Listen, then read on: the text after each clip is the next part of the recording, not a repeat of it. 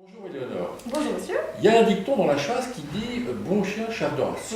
Et j'ai l'impression que ça s'applique à Éléonore Groulx puisque tu es dans une famille où la sensibilité artistique est partagée. Il me semble que tes sœurs ont aussi des talents. Que font-elles? Ma première sœur est couturière, donc elle a décidé de monter sa boîte à 19 ans et tout de suite a mis le la familial.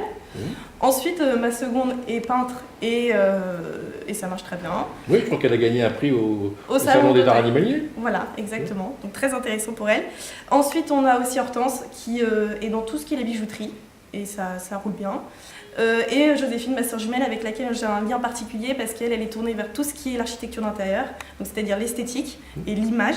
Et moi, c'est ce qui m'intéresse le plus. C'est exactement cette idée que je cherche dans ma photographie et aussi l'écriture. Et un jour, pourquoi pas illustrer les chantiers qu'elle fait, etc. à travers des images et l'écriture dans un journal. Formidable d'avoir des projets comme ça. Ouais. Et dis-moi, pour parler de vénerie un petit peu quand même, quel équipage suis-tu? Donc mon grand-oncle louait des chevaux de chasse, etc. Donc tout ça est lié à la famille évidemment. Et en revanche aujourd'hui, étant donné que je suis à Paris et que je fais mes études, je vais plutôt à droite à gauche dans les chasses de jeunes et tout ça. Éléonore, tu t'intéresses à la vénerie, mais tu t'intéresses aussi beaucoup au cheval. Et je crois que tu as fait un très gros travail sur le cheval au plan artistique. D'où vient cette passion? Parce que quand j'étais toute jeune, j'ai vu un reportage sur Yann Arthus Bertrand et son travail cheval. Et je me suis dit, tiens, c'est ça qu'il faut que je fasse. C'est-à-dire, on allie l'esthétique, la technique, et en même temps, la relation humaine, etc. Et en plus, tout le côté environnemental, c'est-à-dire qu'on est on est en extérieur, voilà. Moi j'aime les choses qui bougent, etc. Et ça me plaît énormément. Ensuite le cheval, pourquoi? Parce que c'est un animal puissant qui pour moi est lié à toute une histoire et qui est lié à toute une culture qu'on a, qui est spécialement française et aussi anglaise, irlandaise, écossaise. Moi c'est des pays qui m'attirent énormément. Et le milieu des courses, pour moi, rallie tous ces éléments-là. Donc c'est la raison pour laquelle je me suis tournée vers ça dans le travail. D'accord, donc tu as beaucoup fréquenté les champs de cours, les terrains de polo, souvent etc. les champs de course, et tu fréquentes les champs de cours. Et les champs de polo, j'aimerais bien m'y mettre bientôt, mais le problème c'est qu'il faut être un petit peu investi pour y rentrer. La photo fait de plus en plus d'émules et j'ai l'impression que les progrès technologiques y sont pour beaucoup, parce que c'est assez difficile de rater une photo, de rater une photo aujourd'hui. Mais quel appareil utilises-tu? Quel genre d'appareil utilises-tu? Puis j'ai une deuxième question qui me paraît encore plus intéressante, c'est pour toi, une bonne photo, c'est quoi? Techniquement, aujourd'hui, la photographie, c'est assez simple. C'est-à-dire que moi, ça m'est arrivé, quand il me manquait un appareil photo, de photographier avec un iPhone 5C. Enfin voilà, donc c'est vrai qu'on peut le sortir facilement. En revanche, au niveau de la qualité d'image, c'est-à-dire que si vous voulez une image, par exemple, qui fasse la grandeur du mur qui est derrière moi, là, il faut absolument un réflexe qui soit professionnel. Et moi, je travaille avec un Canon 7D, qui est un semi-professionnel, c'est-à-dire qu'il n'y a rien qui soit automatisé sur cet appareil photo-là. Ce qui me permet en fait de me rapprocher d'un travail presque argentique. D'accord, voilà.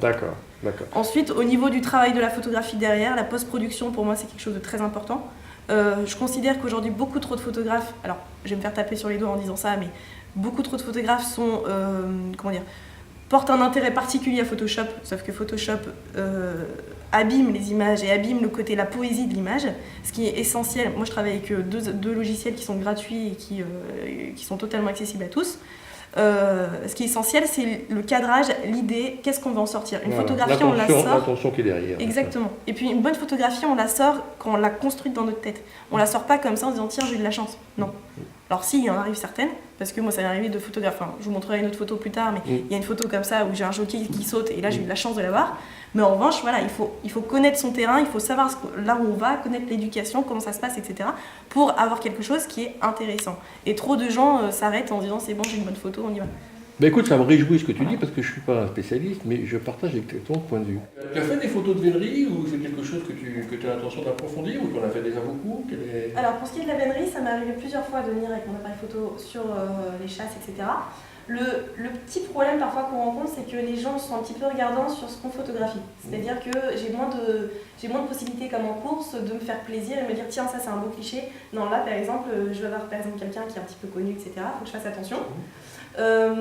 Après, c'est quelque chose que j'ai envie d'approfondir en particulier au moment de l'automne, etc. Parce que là on a juste des couleurs merveilleuses et qu'il y a toute une... je pense qu'on a tout un patrimoine merveilleux qu'il faut photographier parce que c'est merveilleux, enfin voilà. En revanche, pour ce qui est de la photo animalière en tant que telle, c'est-à-dire l'animal qui saute au moment où il traverse le bois, etc. Là je ne vais pas pouvoir le photographier parce que je pense que déjà le cerf qui saute l'allée, ce qui me dérange souvent, c'est que je trouve que c'est pas des très jolies photos, je suis désolée. Et je pense que ça c'est plutôt réservé aux photographes animaliers vraiment, qui sont vraiment spécialisés là-dedans. Moi, je pense que c'est pas ma spécialité.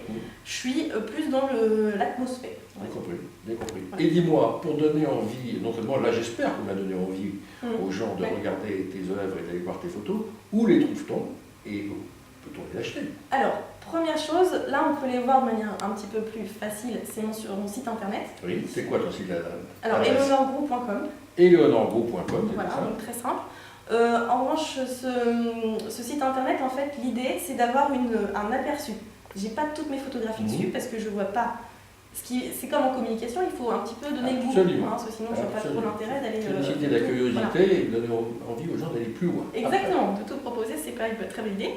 Et puis aussi, on peut les acheter, donc ça c'est en me contactant de manière personnelle, c'est-à-dire que parce que je mets pas en mode quelque chose, j'ai pas envie de faire de l'industrie de la photographie. Moi ce que je veux c'est la vente tranquille. Et on trouve tes coordonnées sur ton site. Voilà, sur donc mon site. on peut rentrer en contact et je vous suggère de le faire avec Éléonore Roux, que nous remercions d'avoir accepté l'invitation de la lettre des amis, et qui est une jeune auteure, photographe, talentueuse, comme le reste de sa famille. Merci Éléonore.